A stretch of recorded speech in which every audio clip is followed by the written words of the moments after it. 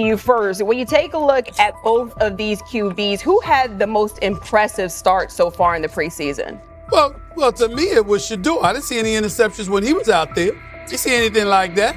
I mean, don't get me wrong. I don't think Dillon Gabriel did a bad job. I was impressed with the brother, but I'm going to go with Shedeur. You know, the pressure was on him. The spotlight was on him. Stephen A. Smith didn't just call out Dillon Gabriel. He held him accountable and made him rethink his comments. The moment Dillon Gabriel spoke and went after Shedeur Sanders, it wasn't a minor slip. He crossed the line and stepped directly into Stephen A. Smith's wheelhouse. And Smith answered with a clear, direct response that left no room for misinterpretation. The comparisons were emanating from the media more so than anybody else. And that's what I think, that's exactly who I think he was directing his comments towards. Having said that, Dillon Gabriel, respectfully, it was stupid. A very dumb comment to make. First of all, let me tell you something right now. In every walk of life, far beyond the parameters of a football field. This wasn't casual sports commentary, it was a decisive critique. Dillon Gabriel's comments were taken apart by Stephen A. Smith with clear, direct points. Gabriel, a quarterback with solid stats but limited top-level achievements, chose to take a public shot at Shedeur Sanders. Shedeur, who has handled sustained media scrutiny and on-field expectations, became the target of an unnecessary criticism. Smith responded by challenging Gabriel's standing to make that claim, and by defending Sanders on the facts. The outcome was clear. Gabriel overreached, and Sanders didn't deserve the hit. Dan Orlovsky would sit up here in comparison to Shedeur Sanders, who did no such thing, and say, hey, thought he looked better. I got to give him the edge here. I thought it wasn't bad. A pick six and a fumble, and we can get over fumbles. Have you heard anybody say that? I know it's possible. Have you ever heard anybody say, we get over? Stephen A. Smith responded immediately. As soon as Dillon Gabriel made his comments about Shedeur Sanders, Smith delivered a clear, point-by-point critique that drew national attention across the NCAA media cycle. Dillon Gabriel has a reputation as a good quarterback, not a dominant one. He can post strong numbers against opponents like Tulsa, but his performance has been inconsistent when the stakes and competition rise to playoff level. Well, those who produce get treated differently than those who don't.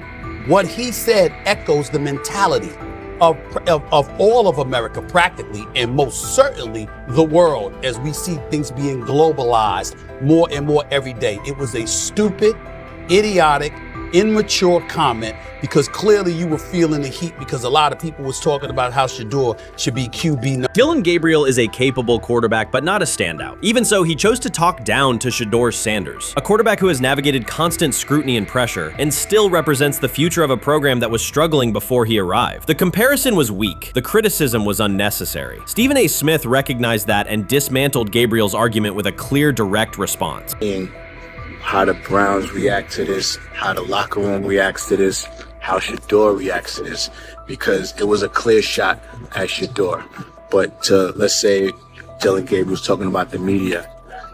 How could you be a brand new quarterback in the NFL and the first time you get behind a mic after your first game, you throw the media under the bus?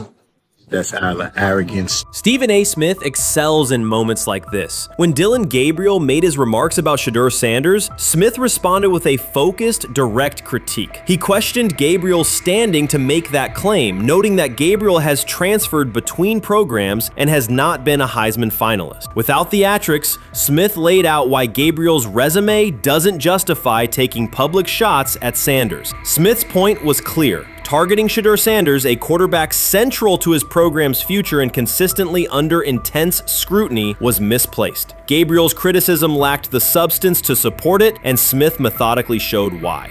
Content today on his 42nd I want you to be meaner. Birthday. That's number one.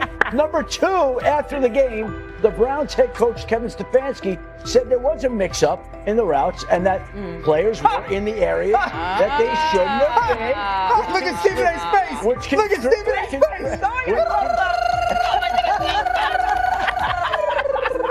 Look at Stephen A. Oh my Lord. The strength of Stephen A. Smith's response was that he didn't just address Gabriel's remarks. He challenged the image around him. Dillon Gabriel often presents himself as an overlooked contender ready to surprise. But the reality is that his profile hasn't commanded broad attention. It's a clear reminder that not every opinion carries equal weight. In defending Shedeur Sanders, Stephen A. was direct and precise. Shedeur isn't just a quarterback. He is Deion Sanders' son, which subjects him to scrutiny far beyond anything Gabriel has faced. Even under that pressure, Shedeur has maintained his composure, shown confidence, and delivered in key moments that helped revive a program many had written off. Stupidity, all of it. I thought it was a clear shot at Shedeur due to the fact that his Oregon coach threw a shot at Coach Prime and Shedeur during their meeting at Colorado last year. But you know what? The cream rises to the top. Let's see what happens this week. I see a lot of the media talking about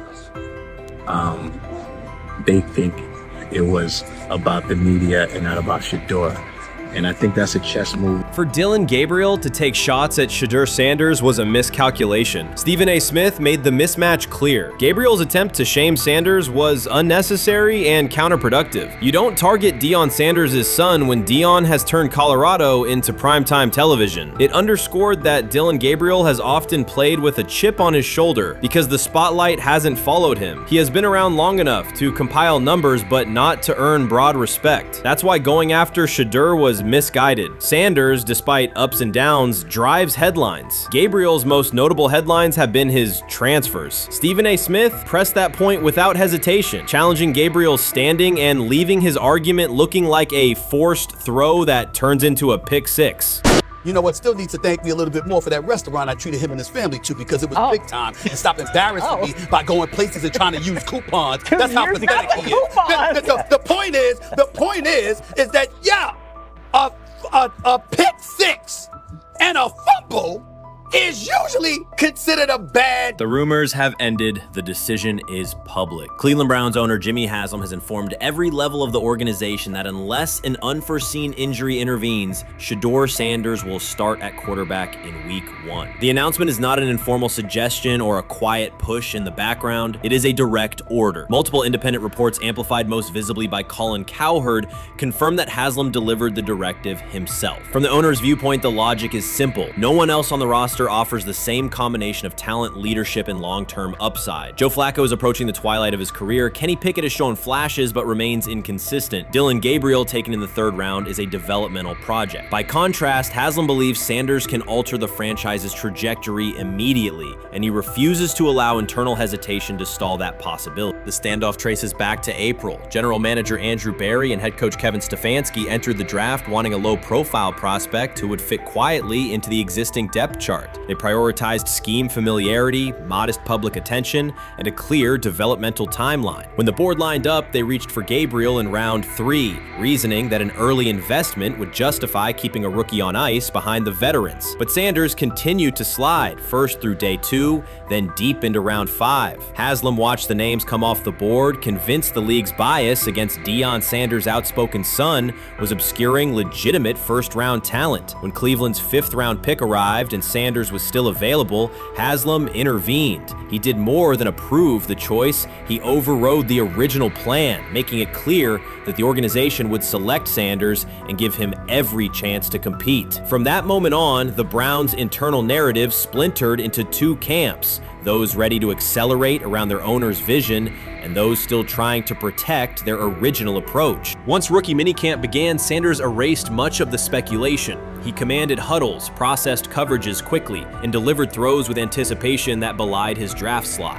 Teammates noted his willingness to accept blame for missed timing, then correct the error without dramatics. While Flacco and Pickett split most first-team reps, Sanders treated limited opportunities as full-speed auditions. During organized team activities, he identified blitz looks, redirected protections, and consistently found his second read when the primary route was covered. More than one defensive veteran told local reporters that Sanders looks like like the best arm in the building. That assessment forced Barry and Stefanski to reevaluate their timetable. They could no longer label Sanders a long-term project without contradicting on-field evidence. Drafting Gabriel 2 rounds earlier had provided the staff an excuse to slow roll Sanders' ascent. Coaches could point to investment cost, meeting room familiarity, and installation comfort to justify Gabriel's snap share.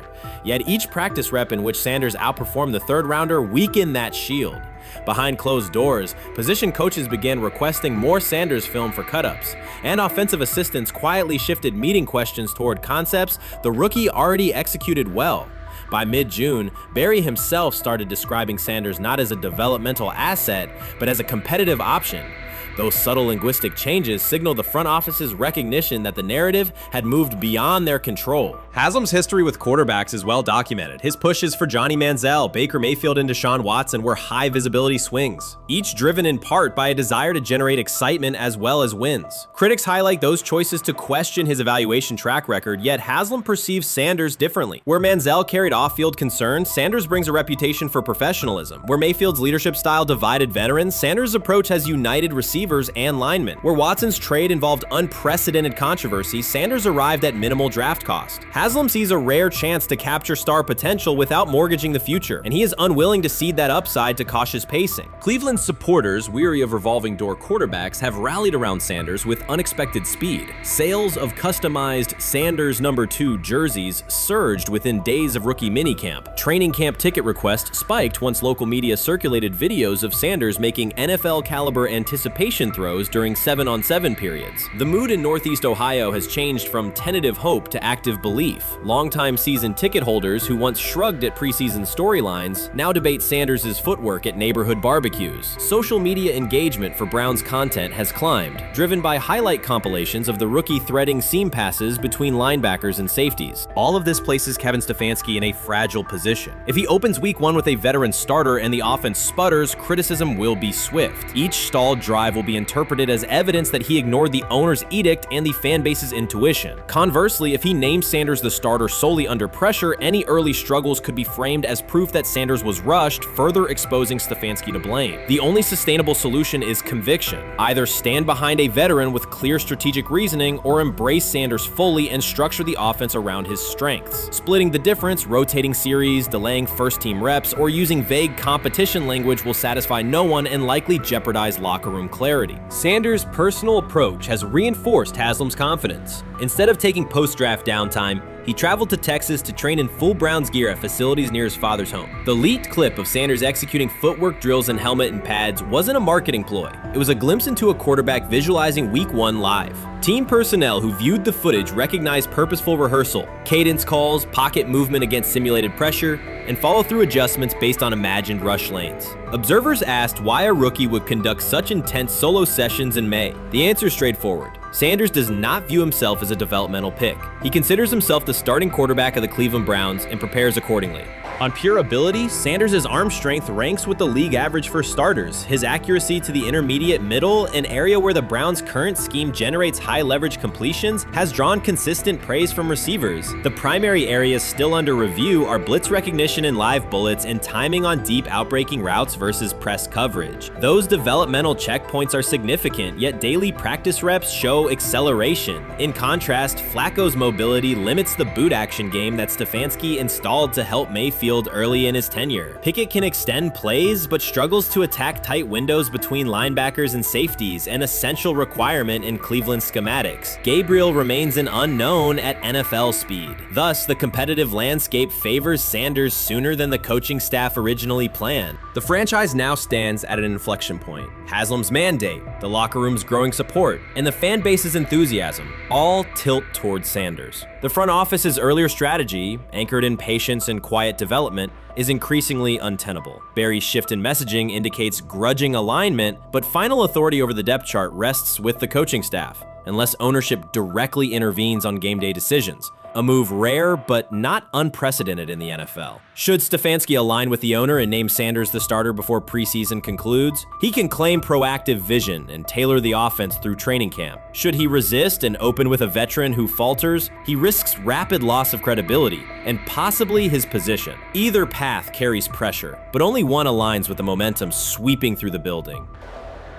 For 2 decades, the Browns have cycled quarterbacks without securing a stable star. Each new hope, whether draft pick or trade acquisition, has collapsed under injuries, inconsistency, or organizational disarray. The possibility that Sanders could finally anchor the position is not merely a football storyline. It is a potential cultural reset for a fan base defined by resilience. Haslam's insistence reflects that awareness. Cleveland needs a leader who can win on Sundays and project confidence every other day of the week. Sanders has shown he can shoulder expectations without retreating from scrutiny. That trait, more than arm talent alone, is why the owner views him as indispensable. Voluntary workouts transition to mandatory minicamp next week. If Sanders receives a substantial share of first-team snaps, observers will interpret it as the staff's acknowledgement that the competition is tilting decisively.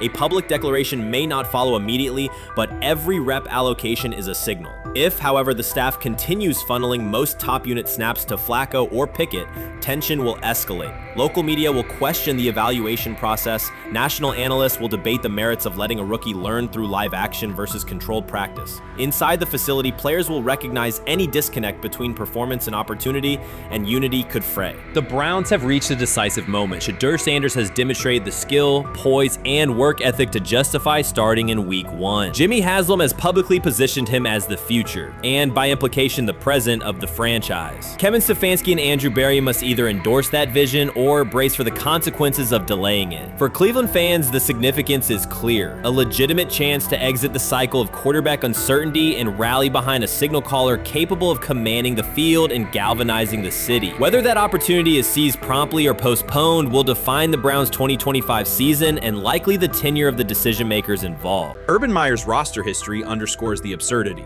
Meyer coached Aaron Hernandez, whose off-field crimes are well documented, along with other players entangled in assaults, academic misconduct, and more. Yet Feinbaum singled out Newton, a national champion, Heisman Trophy winner, and NFL MVP, as the worst. This selective condemnation is not new. When Deion Sanders recently suggested implementing an NIL salary cap to restore competitive balance, Feinbaum dismissed the proposal and called Sanders a hypocrite rather than engage with the substance. The pattern repeats. Feinbaum routinely targets Cam Newton, Deion Sanders, Jameis Winston, Lamar Jackson, outspoken black athletes and coaches, while extending grace to figures such as Nick Saban, Kirby Smart, Dabo Swinney, or Tim Tebow under similar circumstances. Newton is no longer content to remain silent while others distort his story. In response, he laid out an accurate chronology, highlighting facts the commentary networks rarely repeat. One long-standing myth is that Newton was expelled from the University of Florida. He was not. Tim Tebow held the starting job unchallenged, and Meyer had no intention of displacing his star. Like thousands of athletes each year, Newton transferred to find a place where he could play. The move was strategic, not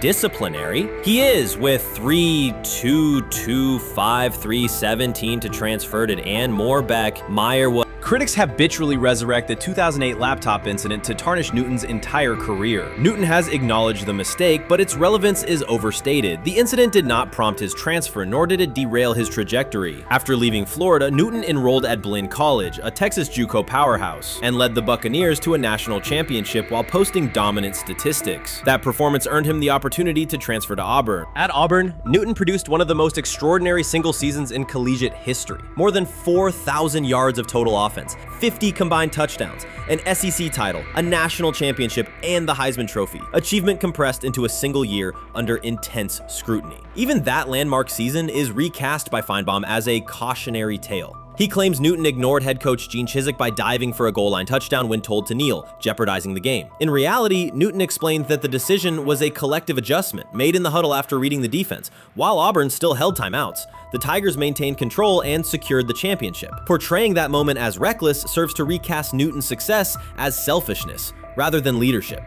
Feinbaum's approach to Sanders reflects the same dynamic. When Sanders urged a structured NIL ceiling to protect athletes and stabilize rosters, Feinbaum immediately labeled him hypocritical. Yet when Saban or Swinney voice identical concerns, Feinbaum frames them as thoughtful guardians of the sport. The inconsistency reveals that the determining factor is not the argument but the identity of the speaker. Unapologetic black leaders who control their narratives, challenge entrenched hierarchies, and Feinbaum's commentary often functions as a check on that influence. performance. Newton countered Feinbaum's latest attack with a concise statement. "You're lying, Paul. Please stop." Behind those words lay a broader indictment of the media machinery that weaponizes half-truths. By calling Newton the worst player Meyer coached, Feinbaum was seeding doubt among fans, front office evaluators, and future historians. Newton, now an established media presence and entrepreneur, no longer depends on traditional outlets to correct the record. He reminded audiences of 3 essential truths. He departed Florida on his own terms, he led Auburn with support from coaches and teammates, and he captured every major accolade available in college and professional football without conforming to prescribed expectations. An unspoken rule lingers in American sports discourse. Black athletes may excel, but must do so quietly, gratefully, and without highlighting systemic inequities. Newton broke that expectation early by celebrating with unreserved joy, answering questions candidly, and refusing to minimize his personality. For some commentators, that confidence is reinterpreted as arrogance. Feinbaum's repeated attempts to undermine Newton follow a familiar script of policing behavior rather than analyzing performance. Yet, legacy rests not in a pundit soundbite, but in tangible achievements and public memory.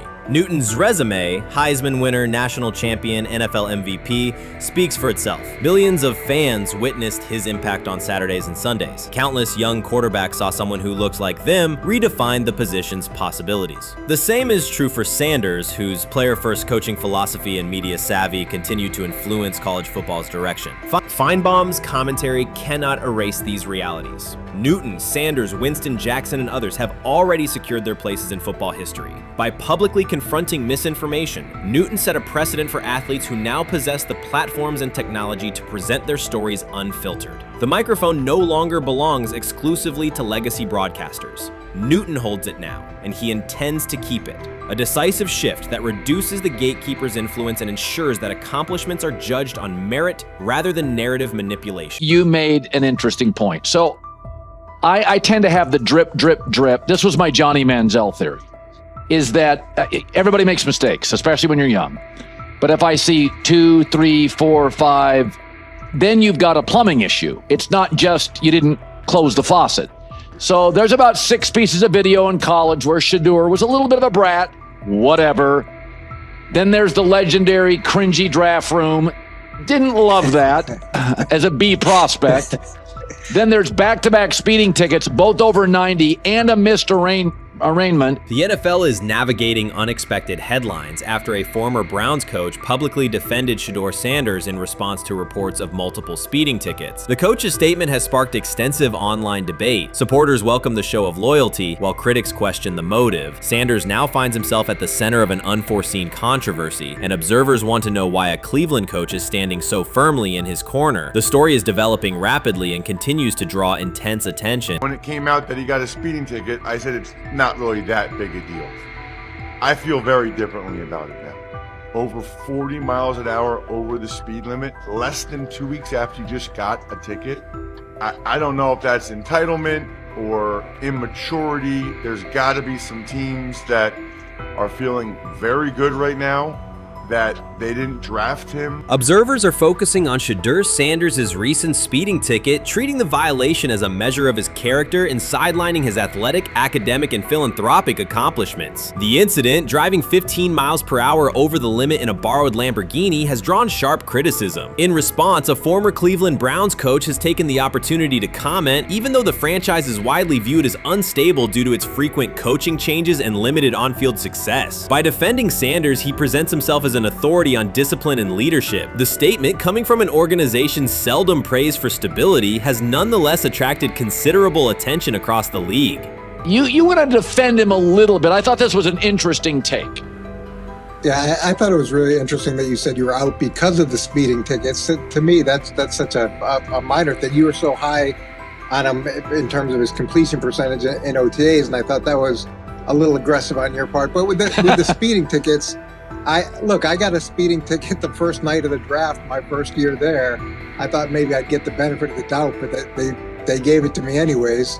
As soon as the former Browns coach defended Shedeur Sanders, social media erupted with commentary, resembling the volume of draft night coverage. Posts and opinions appeared within minutes, and criticism escalated rapidly. Detractors amplified Sanders' minor speeding violation, while supporters argued that such reactions were disproportionate to a single traffic citation. Shedeur Sanders received 2 speeding citations, and the minor traffic issue quickly drew national attention. Before considering the former Browns coach's response, it is useful to clarify the facts. Sanders, son of Pro Football Hall of Famer Deion Sanders and a current college quarterback, was twice ticketed for exceeding the limit while driving a high-performance vehicle. Commentary on social media escalated rapidly, with critics framing the incident as a significant character concern, even as the league has historically tolerated far more serious legal transgressions. Stepping into the debate, a former Cleveland Browns coach, best known for a tenure filled with losses and contested decisions, issued a strong public defense. He argued that 2 speeding tickets should not define Sanders' reputation or overshadow his on-field talent and community work, urging a balanced assessment of the player's actions. I don't love it from a 5th-round draft pick. I don't love that it happened multiple times. But I do think that this is the first time he's been away from his dad. And, you know, there's going to be some growing pains. Now, would I sell my stock on it like you are? Not because of a couple speeding tickets, especially in light of the problems that Brown's quarterback room has had to deal with legally in the last few years. I mean, this is nothing. The debate quickly shifted from 2 speeding citations to broader claims about integrity, growth, and leadership. The former Browns coach framed the infractions as moments for personal development and urged observers to view them in context. Critics responded forcefully. Some called for disciplinary action, others questioned Deion Sanders' parenting, and a few sought to discredit the coach himself, despite his professional record already being widely analyzed across the league. The reaction underscores an apparent inconsistency in public standards. Fans often overlook on-field confrontations, heated sideline arguments, and other significant controversies, yet they treated Sanders' routine traffic offenses, speeding without evidence of reckless endangerment, as indicators of serious character flaws. If such minor violations were adopted as the primary measure of morality in professional football, many players would face similar criticism. Sports media amplified the story almost immediately. Television panels dissected Shedeur Sanders' decision-making, treating 2 speeding tickets as indicators of deeper character concerns. Networks aired detailed segments under banners such as red flags and road rage, repeatedly questioning whether the citations might affect his draft evaluation. Although Sanders is already regarded as a first-round prospect, analysts emphasize that NFL teams value discipline and legal awareness when forming final assessments. Many commentators overlook the fact that other high-profile players have faced more serious offenses without similar scrutiny. Throughout the coverage, the former Browns coach defended Sanders, portraying him as a talented quarterback subjected to disproportionate criticism in a culture that expects near-perfect conduct. His argument was thorough and methodical, asserting that the traffic violation should not overshadow Sanders' skills, work ethic, or future potential. Commentators point out that the coach's intervention was not entirely selfless. He recognized the publicity potential. One day he was an overlooked figure from a struggling Browns era, the next he was a trending name across sports media. The discussion quickly expanded beyond Sanders' speeding citations to questions of image management and narrative control. Critics demanded disciplinary measures, public apologies, team sanctions, and formal statements, yet their objections seemed directed less at the traffic infractions themselves and more at Sanders' high profile, confidence, and resistance to traditional expectations. In practical terms, Sanders' brand remains intact. The coach secures renewed relevance, and the episode supplies another headline in the ongoing story of modern football. The next time Sanders is seen in a high-performance car, the debate will likely reignite, focused not on speed limits, but on the broader culture of the league. Meanwhile, new voices continue to join the conversation. Broadcaster Colin Cowherd has already weighed in, offering his own reassessment of the incident and its broader implications. Breaking news, Shedeur Sanders last night was pulled over going 100 miles per hour. All right, he clocked 101, 41 miles an hour over the speed limit in Cleveland. He will have the opportunity to fight the ticket in court.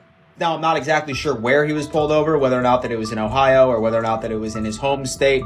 But typically when you're going 40 over, that's flirting with the line of reckless driving. Folks, I gotta tell you, I don't understand what it is with these young men driving at absurd speed. Colin Cowherd's view of Shedeur Sanders shifted abruptly. Days after praising the quarterback's poise and skill, he appeared on air to declare that Sanders is overhyped, unfocused, and distracted by celebrity. The reversal was immediate, without any gradual reconsideration. Cowherd now frames Sanders' 2 speeding tickets as evidence of poor judgment, even though he has defended other quarterbacks facing far more serious off-field issues. The sudden, wholesale withdrawal of support leaves viewers questioning the consistency of Cowherd's criteria and illustrates how quickly media narratives can change when minor incidents receive outsized attention. This is Okay. nothing. Okay.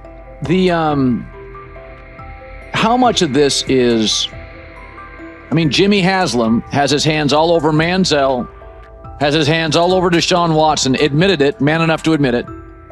I saw the reaction in the draft room when they took Shedeur Sanders. Pretty obvious it wasn't the coach and the GM's pick. How much is this team has 8 last place finishes in 13 years owning it. How much of this is we don't have a very good owner here like Washington, D.C. and the Commanders? Yeah, I didn't love the owner stepping in and saying, hey, you got to take this guy in the 5th round.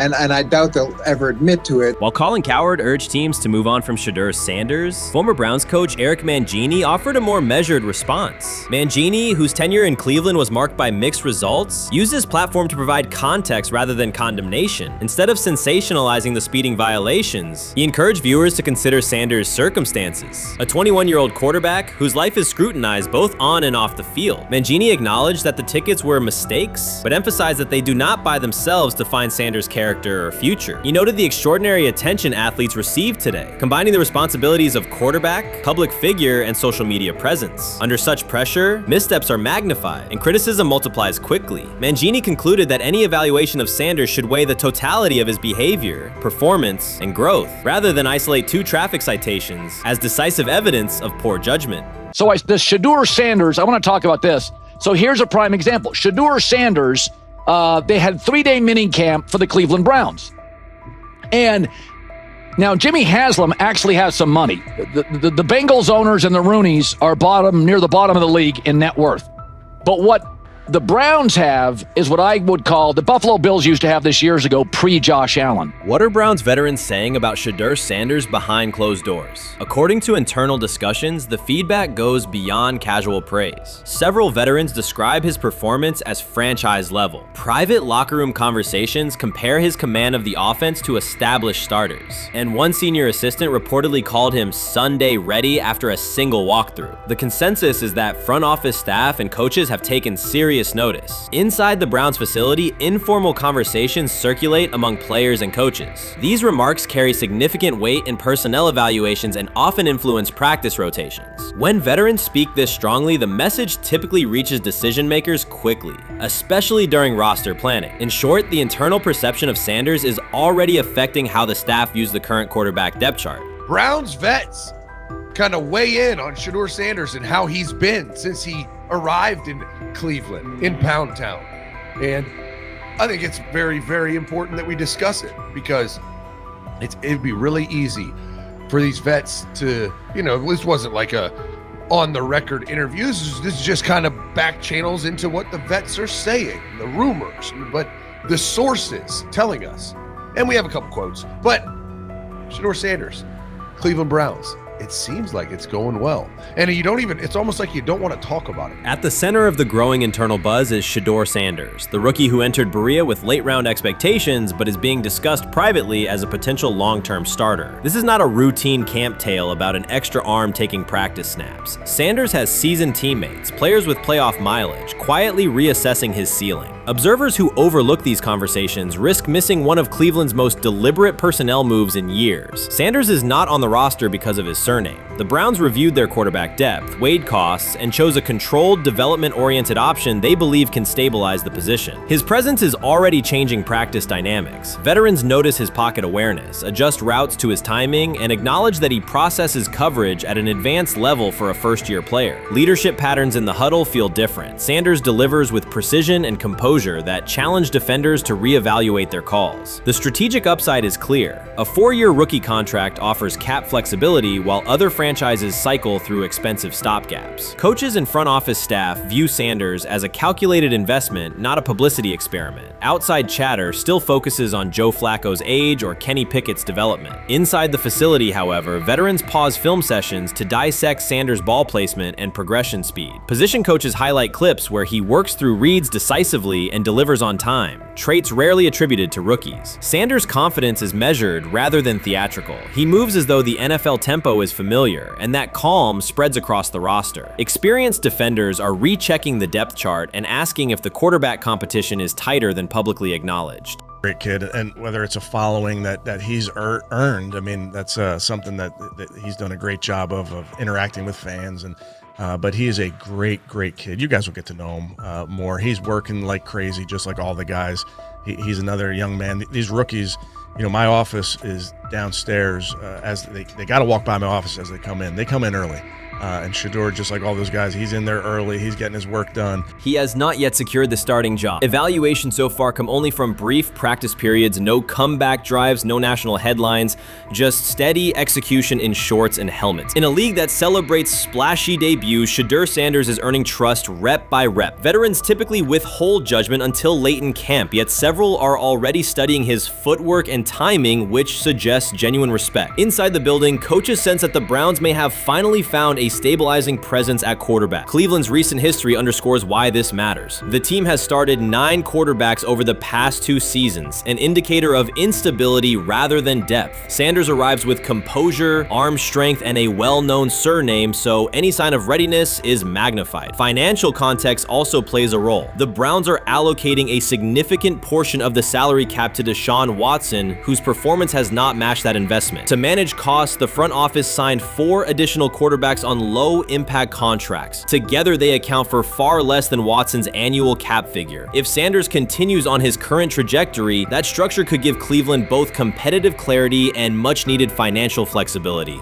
He's the only person who's come out and say, hey, man, this dude look kind of good, man. Let me tell you what I heard. A lot of people reaching out to players in the locker room and stuff.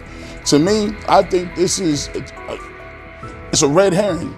Like, I'm supposed to suspend myself to this belief that he was going to look bad. I've never expected him to look bad to start with. The 5th round quarterback stuff, that's involving perceptions, pre-draft analysis, and other teams. Cleveland's veterans have endured every kind of quarterback turmoil, poor reads, major injuries, shaken confidence, and sideline disputes. When a young quarterback like Shedeur Sanders steps in and appears composed rather than overwhelmed, people notice. The attention comes not just from coaches and reporters, but from the linemen and defensive leaders who have watched previous backups struggle. They are not exchanging doubts, they are sharing nods of approval. Sanders demonstrates instinctive pocket awareness, reliable accuracy, and steady poise, qualities that quickly circulate through team conversations. After years of instability under center, the Browns need someone who can remain calm and effective deep into the season. Although expectations have fallen over time, genuine interest is growing. Praise is coming from teammates who rarely commend anyone unless his performance demands it. They say training camp decides depth charts, but Shedeur Sanders began fighting for his job long before he will step inside the Browns facility. While most first-year players squeezed in one last vacation, he slipped onto a private field in Texas, strapped on Cleveland's helmet and shoulder pads, pulled a fresh number 2 jersey over his chest, and started rifling timing routes as if it were the opening drive of week 1. No cameras, no hype track, no product placement, just sweat, cadence, and ball placement. A rookie does not rehearse in full game gear unless he already envisions himself commanding the huddle. Plenty of observers shrug that clip off. They insist the 5th rounder, quote, isn't ready, cling to depth chart conventions, or whisper that the name across his shoulders did most of the talking on draft day. Maybe it is the Deion connection, maybe it is a preference for prospects who blend quietly into the background, or maybe the league's gatekeepers fear the possibility that the kid is better than the quarterbacks they have spent months promoting. Whatever the motive, the countdown has started, and video rarely lies. Shedeur Sanders is not preparing to arrive. He is preparing to lead.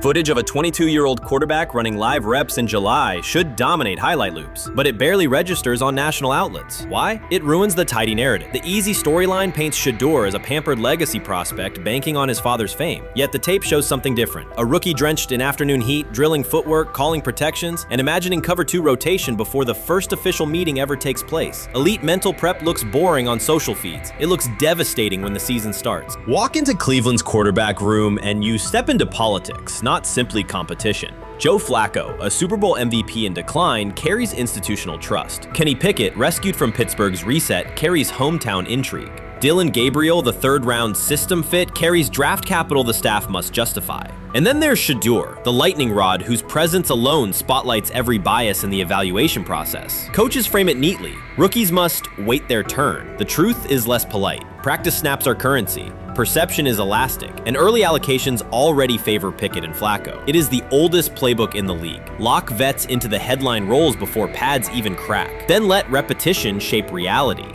Sanders refuses to cooperate. He is not a fourth-string camp arm. He has engineered game-winning drives under national scrutiny, operated against live blitz looks most prospects never face, and more than any quarterback in the room, documented his own offseason obsession. No social media rollout, no brand consultant, just pads, cleats, and an unlit practice field. If his last name were Smith, pundits would label him the sleeper of camp. Instead, politics trails every throw. Training camp rotations expose organizational intent. Beat writer Fred Greetham already reports that Pickett and Flacco will open with first-team reps when veterans report July 23rd. Gabriel grabs the developmental snaps, leaving Sanders the leftovers. That isn't performance-based, it's narrative-safe. Gabriel doesn't threaten hierarchy, Sanders bends gravity. Watch the details. Does Shedeur steal 11-on-11 snaps with the twos? Does he run red zone installs or 2-minute drills? If he does, coaches are admitting he is forcing his way in. If he doesn't, they are postponing the inevitable. Either way, the private field reps have sharpened his timing and condensed his release. He is not hoping for an opportunity, he is prepared to seize one the instant it appears. Cleveland's joint practices amplify that tension. First come live periods against the Panthers, then sessions with the champion Eagles. Those reps belong to the starters, so Flacco and Pickett will absorb most of Carolina's disguised pressure and Philadelphia's exotic fronts. Sanders' proving ground will be the preseason opener on August 8th. Under the stadium lights, he will get entire series, real reads, pockets collapsing for real. If his command mirrors the footage from Texas, coaches will have to answer why he never saw earlier work.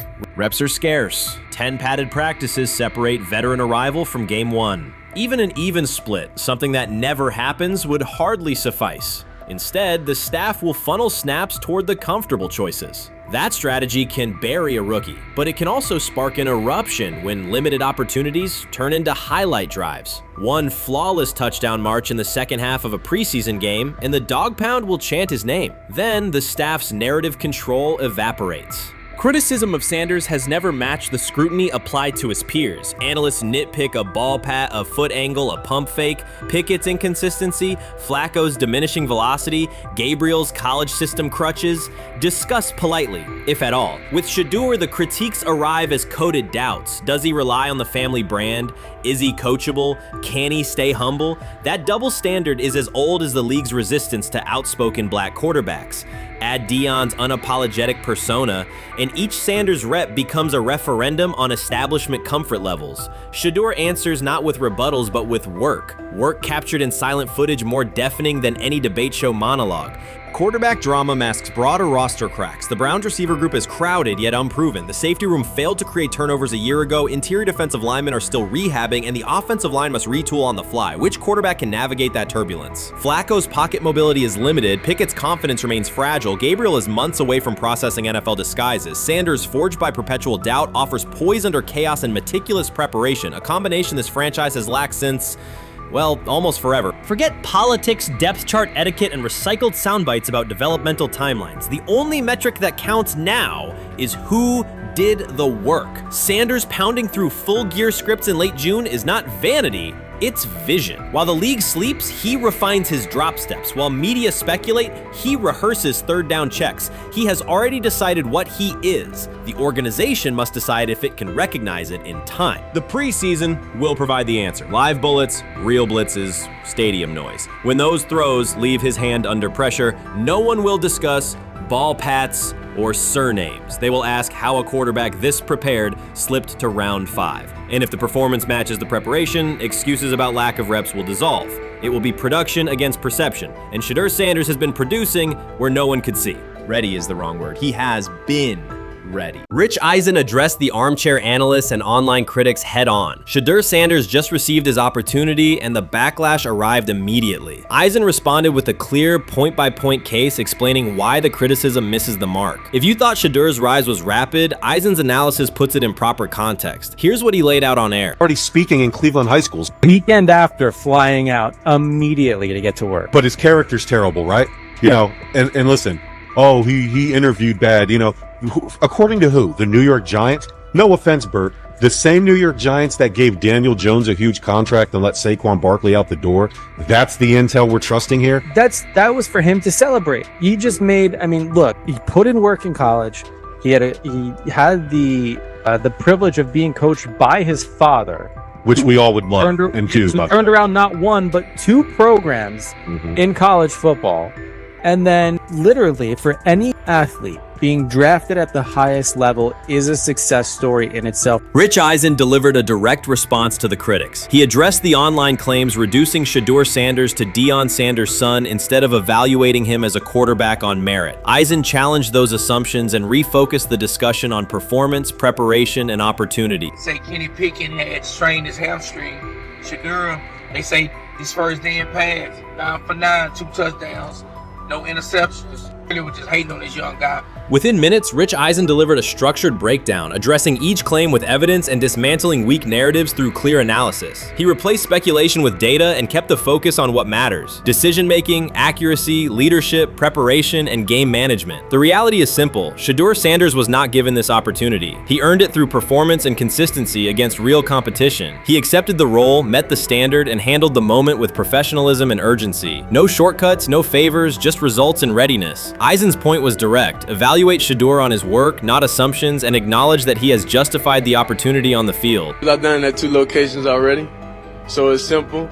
So that's why when people say I'm not, you know, one of the top quarterbacks or the top quarterback, is what are y'all going based off of? Because I did it year after year after year, and you see the progression.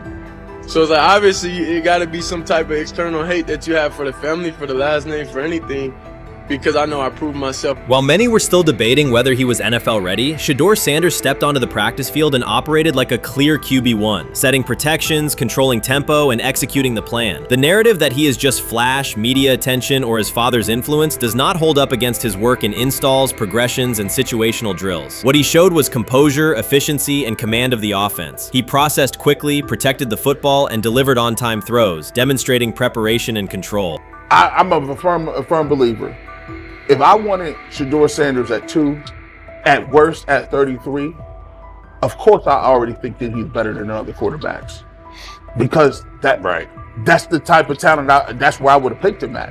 And if he was at 2 or 33, and he still had the same exact skill set, we would be talking about him starting and playing. Right. Well, there'd only be 3 quarterbacks. It'd be 3 quarterbacks, not 4. Not 4, yeah. But since he moved to the 5th round, that's cool. They might have to go along with it. But to me, I think if you ask who got the best tools, I'm going with Shedeur Sanders. From the first day of camp, he was not there to get by. He arrived to lead. There was no hesitation in installs, no lapses in fundamentals, just precise timing, clean footwork, and consistent velocity to every level of the field. He managed protections, controlled cadence, and delivered in situational work, showing command rather than learning on the fly. The approach was efficient and disciplined, with attention to detail and progressions and ball placement that reflected preparation, not improvisation. At the same time, Rich Eisen addressed the narrative directly and backed it with evidence. He laid out clips, context, and performance markers to cut through speculation. Eisen emphasized that Shedeur Sanders did not step into this moment because of publicity. He built toward it through sustained work, resilience, and results. The background, media readiness, high football IQ, and a professional approach was developed over years, not days, and it translated to immediate operational control of the offense. The resistance came from familiar places. Some in the traditional guard still framed mobile quarterbacks as limited and expected the nepotism label to define him. That view did not hold up against what was on the field. Composure under pressure, secure decision-making, accurate throws into tight windows, and consistent execution in red zone and 2-minute sequences. Eisen's point was clear. Evaluate Shedeur Sanders on performance and readiness. The evidence shows he earned the opportunity and is meeting the standard with accountability and consistency. Yeah, teams didn't draft him because they didn't think he was first-round talent. And the quote we played and that's on the screen, I think is flatly wrong. We all know this shouldn't have happened. Yes, it should have. It should have happened because this wasn't. Now, again, teams can be wrong. The league as a whole can be wrong. Hell, the Baltimore Ravens drafted a 25-year-old tight end before they drafted Lamar Jackson in the same draft. The die is not cast on who Shedeur Sanders. He stated it plainly. This is not a celebrity appearance. This is a quarterback with pocket presence, leadership, and decision-making that stands on its own. You either show it or you settle into a backup role. Shedeur Sanders is not auditioning. He is establishing himself as the starter. When the opportunity arrived, whether through injury, trade, or depth chart changes, Shedeur was prepared and delivered. He did not hesitate. He executed the offense and finished drives. As others tried to catch up to what they were seeing, Rich Eisen reinforced the same message he has been repeating: evaluate the work. Camp reports have been consistently positive, but the important shift is how the performance is being received. Casual attendees who came to observe left talking about Shedeur's command and poise. Detailed observers focused on his pre-snap reads, protection checks, and audibles, highlighting the mechanics, timing, and ball placement that support efficient, controlled play. So before your final year at Miami, there's a lot of conversation revolved around Shedeur Sanders. Obviously, I'm assuming you guys have a great relationship. Some of the clips you've seen and stuff like that. What is it like for you to have like this rivalry with Shedeur? I don't have a rivalry with him.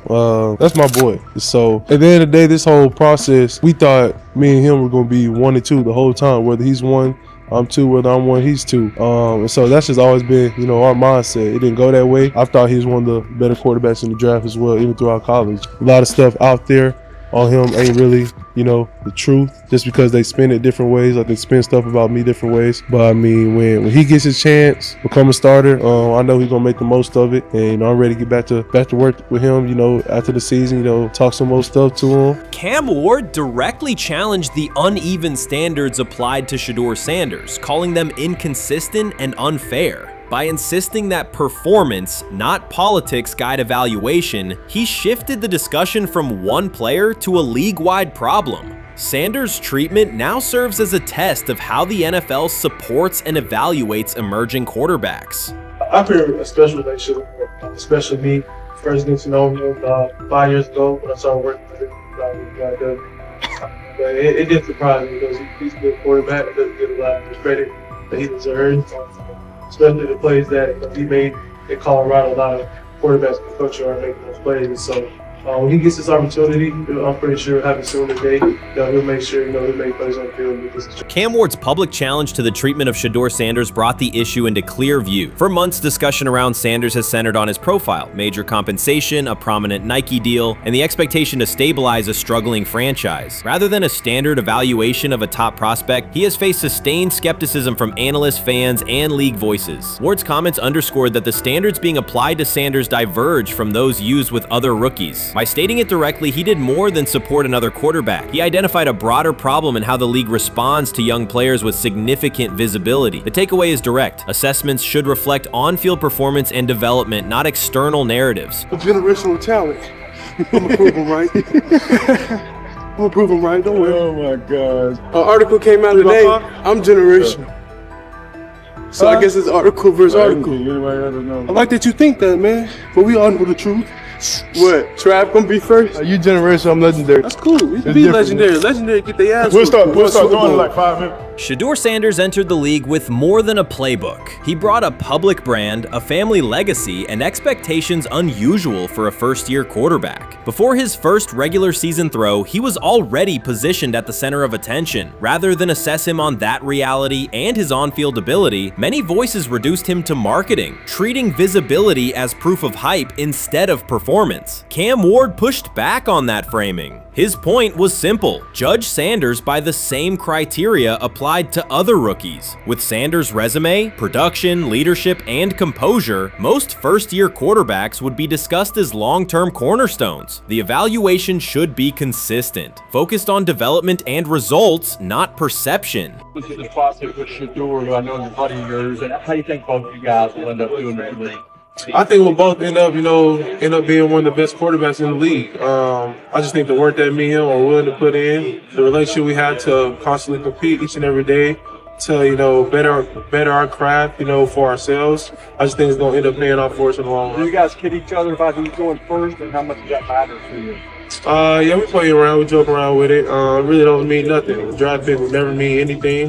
At the end of the day, you got to show whether you can prove each and every Sunday. You can't just do it 1 year. Disrespect shows up in two patterns. First, Shedeur Sanders is repeatedly framed through his father, Deion Sanders, as if lineage erases his own work. Discussion drifts to pedigree instead of what the film shows. Second, his visibility is treated with suspicion. His audience reach, partnerships, and ability to lift ratings are labeled hype rather than recognized as value. Instead of acknowledging that he drives demand and expands the stage for his team, critics call it an unfair edge. The result is a skewed evaluation. Star power is held against him while on-field production gets pushed aside. The standard should be consistent. Assess the tape and the development, not the last name or the attention it brings. Well, Ward, we're microfact. Cam Ward's remarks went beyond defending Shedeur Sanders. They confronted how the league manages star power. The reality is simple. The NFL markets visibility, but resists it when a player doesn't follow the expected script. Rookies are supposed to be quiet, deferential, and grateful for limited leverage. Sanders arrived with leverage, brand reach, major endorsements, and confidence. And that presence was recast as entitlement. Instead of treating those factors as earned advantages, much of the commentary used them to diminish him. Ward called out that contradiction. The same influence the league sells to audiences is criticized when a young player exercises it. His point is a standards problem, not a personality dispute. Evaluate Sanders on his preparation, leadership, and results. Don't penalize him for having a platform or for using the leverage that the modern NFL itself helps create. Now it sounds like the Cleveland Browns are going to all but imprison Shedeur Sanders in the football sense of a very talented rookie quarterback who obviously needs reps, needs an opportunity, and who now, barring some miraculous luck, will not get the opportunity to play in a single real game. I'm sure many around the NFL are celebrating as we speak. They are chuckling about this. Many in the NFL wanted to teach Shedeur and his daddy. Cleveland became the center of the conversation. With Shedeur Sanders attached to a major Nike partnership, the expectation was straightforward. He should be given real game reps. The Browns instead leaned on Joe Flacco as the default choice, treating stability as the safer path while sidelining a quarterback with clear cultural and commercial pull. Each week Sanders didn't see the field, scrutiny grew. Commentary questioned the value of his contract environment and relevance, and fan debate shifted from development to doubt. That wasn't measured evaluation. It was a delay framed as prudence that eroded confidence in the process. Cam Ward reset the terms of the debate. He pointed to an uneven standard. When veterans or other young players secure significant endorsements, it's considered smart business. When Sanders does it at scale, it's recast as ego or hype. Even the scope of his off-field agreements became ammunition against him rather than evidence of market demand. Ward's position is simple. Use one standard. Assess Sanders on preparation, decision-making, and progression, not on discomfort with his platform. Treat visibility as an asset, not a disqualifier. The issue isn't attitude or branding, it's the consistency of the evaluation. Ward called it directly. The treatment has been unequal, and it should be corrected by aligning opportunity with performance criteria. Fans need to recognize there's not a team in the league he'd start for. Not one. That's not ridiculous, that's not unfair, that's not a vast conspiracy. Shedeur Sanders fans are Angel Reese fans. They're just fair weather fans who don't really give a fuck about the sport. Most of them are just Deion fucking groupies that followed him when he went to fucking Colorado, just like Angel Reese's fans had never watched basketball prior to her playing at LSU, and they followed her to the WNBA and don't know shit about the sport. That's it. Now Deion fucking groupies are running around acting like, oh, this is payback to his dad. The timing is pivotal. Shedeur Sanders isn't trying to blend into the league's background. He's shaping the agenda. He drives debate segments, fuels short-form highlights, and moves merchandise at a pace most rookies never approach. By the metrics that define modern attention, he is the draw. Yet, a segment of observers continues to undercut him. Not not because of shortcomings on tape, but because of discomfort with how prominent he already is. Cam Ward put words to what many could see. Coverage around Sanders has been filtered through reaction to his visibility, rather than a clear read of his performance and growth. The market has already weighed in. Demand is real, not manufactured. Nike's record-level rookie endorsement aligned with that reality, signaling long-term value and cultural reach. This exposes a core contradiction. The NFL depends on star power to sell tickets, fill stadiums, and boost ratings, but it resists stars who set terms on their own. Visibility is celebrated until a player exercises it. The fix is straightforward. Apply one standard. Evaluate Sanders on preparation, decision-making, and results, and treat his platform as the asset it is. If the league benefits from his presence, its evaluation practices should reflect that same reality, consistently and without penalty for scale. Shedeur Sanders does not depend on league promotion. He established his platform before the NFL and continues to expand it on his own terms. That autonomy challenges the status quo. Cam Ward's support was more than a defense of a teammate. It was a warning that if the league holds to outdated expectations, it risks falling behind the very players who drive audience attention and revenue. Claims that Sanders lacks real popularity ignore measurable facts. A large, active following, consistent merchandise demand, and sustained coverage across major outlets. Doubts about his standing as a quarterback overlook his college production and growth indicators. The pattern is familiar. Efforts to minimize him increase his reach. Each skeptical headline widens the spotlight, and each dismissive take creates more engagement. You cannot reduce a player built for visibility by arguing he should be less visible. The practical outcome is the opposite. Scrutiny becomes signal. Sanders is not merely enduring criticism, he is turning it into momentum, converting attention into leverage on and off the field. Honestly, guys notice it more when you're out winning games, right? If Cleveland starts off in a bad start, they're not doing well, and all of a sudden Shedeur or Dillon Gabriel are doing well in 7-on-7. They're throwing dimes. In practice drills, the number one defense can't stop them. People take notice of that, and the more that the players see it, they're gonna then the comments start happening over the lunch table. They start happening throughout the building, and that's when the pressure really will get severe. The Cleveland Browns were focused on resolving their quarterback situation until Jason Kelce made pointed comments that triggered a strong reaction from ownership. The response inside the organization was immediate and intense. What exactly did Kelce say that has the dog pound on edge and the front office under pressure? We've seen that miserable game by the Cleveland Browns. So they throw Joe Flacco in there, and I like Joe Flacco. He did good, but they gave him the resource of all the first-team guys. Then they throw Dillon Gabriel in there with first teams and second teams. So Dillon always is getting protected. The same thing again, they gave this scrub max protection on every play. Yeah, he completed some passes, but let's talk about his mistakes. He's still inconsistent with his throws, but he at least had max protection. The Cleveland Browns continue to be defined by inconsistency and avoidable setbacks. Even as fans hoped the organization had turned a corner, Jason Kelce, fresh off retirement, offered a direct critique that reignited doubts about the team's direction. His remarks implied the franchise's structure and decision-making remain unstable and recent progress may not hold. The takeaway for leadership is straightforward. Identify core issues, align on a coherent plan, and execute with discipline. For supporters, it's another sign that the problems run deeper than a single season. They throw Shedeur Sanders in there with the lowest cab drivers you couldn't even get on 5th Street. And I'm pissed off, bro, because the play calling was abysmal. Look, even if you don't like Shedeur didn't even get a chance to be trash.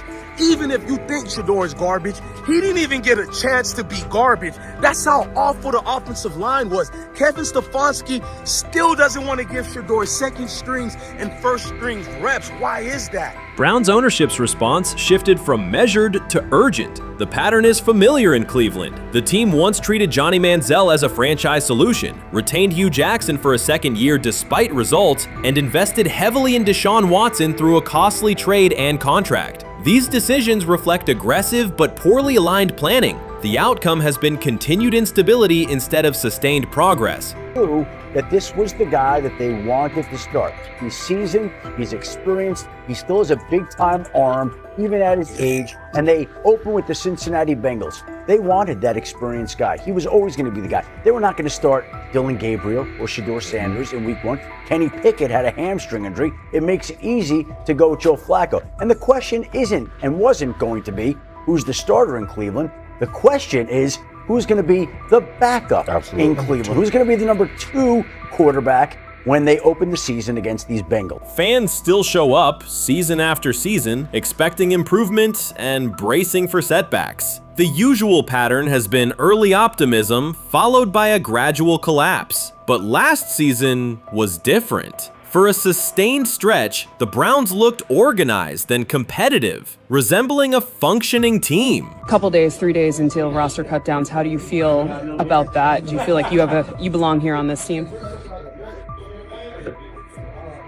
Obviously, I think overall as a player, I feel like I put in the work. I feel like everything I do, I try to do it to my best, and that's all I ask for. So I feel like everybody feels like they should be on the team. And if you ask anybody on the team, would they feel like they belong? They belong, in their own eyes. So I feel like I do, but I'm my own player.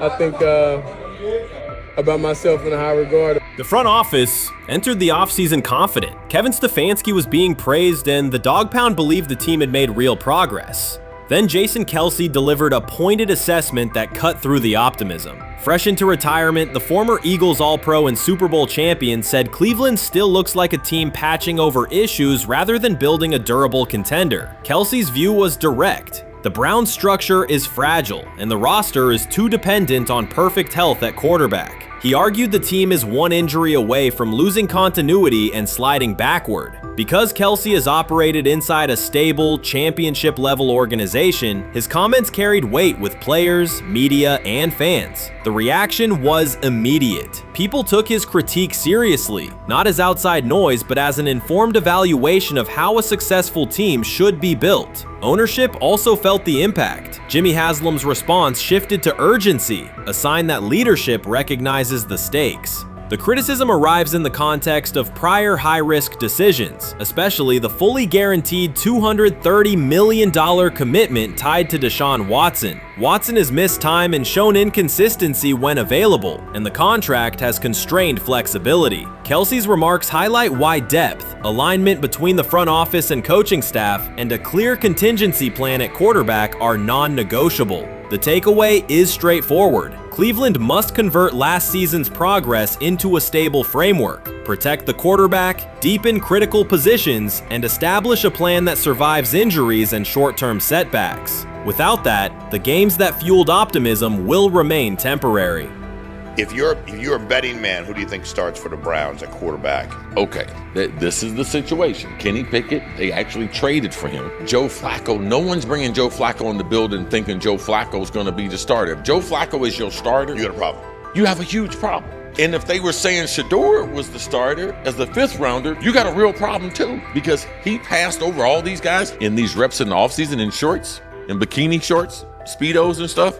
Like, no. That kind of stuff. So I'm not that surprised. When you put down a 3rd round pick on a quarterback, you do believe he has a certain skill set. Jason Kelce stated the obvious. Cleveland committed to a quarterback who hasn't played at an elite level in years, and Joe Flacco's playoff run didn't change the long-term outlook. Ownership appeared more upset that the criticism was public than by the substance of the critique. Many fans agreed. They've seen this pattern before. Rosters age, injuries are inevitable, and when a single contract dominates the cap, one setback at quarterback can undermine the entire season. Kelce's broader point was about structure. The Browns prioritized the high-cost, uncertain starter over depth and contingency. The late-season surge masked issues that remain: limited cap flexibility, thin depth at key positions, and an offense that lacks a credible plan B. Fans recognize how quickly a strong defense can can decline with injuries, and how an offense without redundancy stalls. The AFC North raises the stakes. Baltimore with Lamar Jackson sustains a top standard. Cincinnati with Joe Burrow returns to contention when healthy. Pittsburgh rarely slips below .500 under Mike Tomlin and wins with defense and consistency. In that environment, Cleveland can't rely on perfect health or peak form from one player. The path forward is clear. Diversify cap allocation, reinforce the offensive line and receiver depth, carry a legitimate backup plan at quarterback, and install a scheme that functions regardless of who is under center.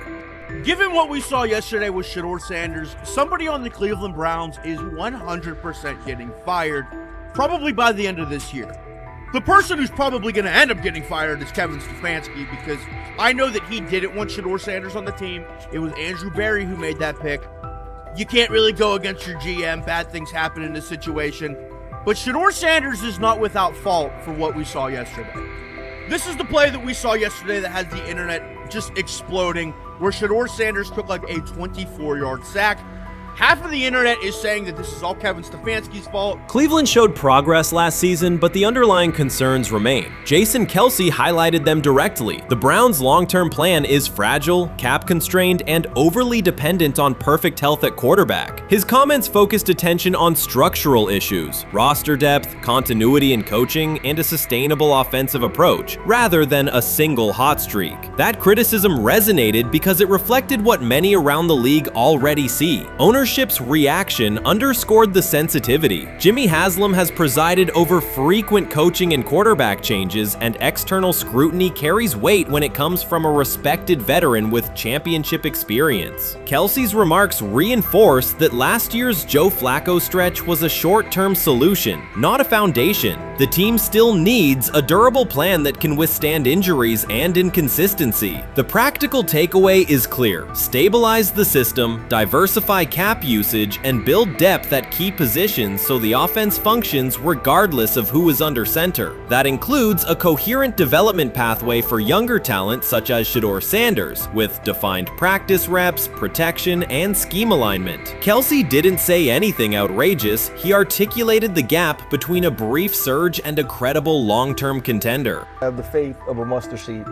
Right, because this is the greatest resurrection since Jesus the Christ. Right, like at some point, Joe Flacco was thinking about getting into TV. Yeah. Right, Joe Flacco didn't have a job, and then now you not only come back and start for the Cleveland Browns late in the 2023 season, but they came back around to you. You're now the day one starter for a franchise that just 2 years ago was in the playoffs. The Browns' quarterback situation remains unsettled. Deshaun Watson was expected to be the long-term answer, but injuries and inconsistent play have prevented him from reaching an elite level. When the team turned to Joe Flacco after Watson's season deteriorated, Flacco immediately lifted the offense and produced results that highlighted the gap between expectations and reality. That a 39-year-old late addition could outperform a $230 million starter was not just a short-term surprise, it raised fundamental questions about roster construction and evaluation. Quarterback depth has been fragile, and the late-season surge masked broader structural problems. Jason Kelce's remarks made that clear. Cleveland is vulnerable if the starter is unavailable, cap flexibility is limited, and the offensive plan lacks a stable contingency. His critique drew attention to leadership and planning as much as on-field performance. Jimmy Haslam's strong reaction reflects the pressure on ownership. The organization has promoted a message of stability and progress, but Kelce's assessment suggested those gains are not yet durable. The path forward requires a realistic approach to the cap, a credible backup plan at quarterback, and a system that holds up regardless of personnel.